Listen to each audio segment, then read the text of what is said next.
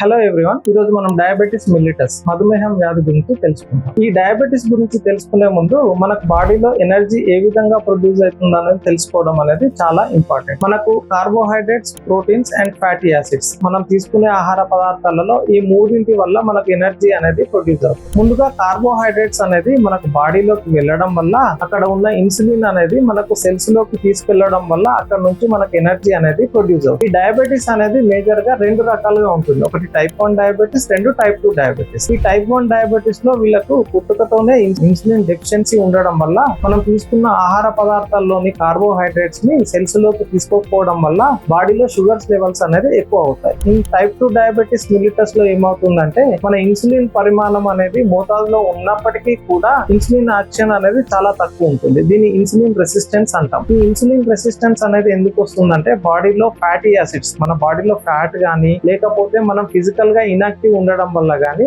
ఈ insulin resistance ఉండడం వల్ల మనకు బాడీలో షుగర్స్ లెవెల్స్ అనేది ఎక్కువగా అవడం జరుగుతుంది.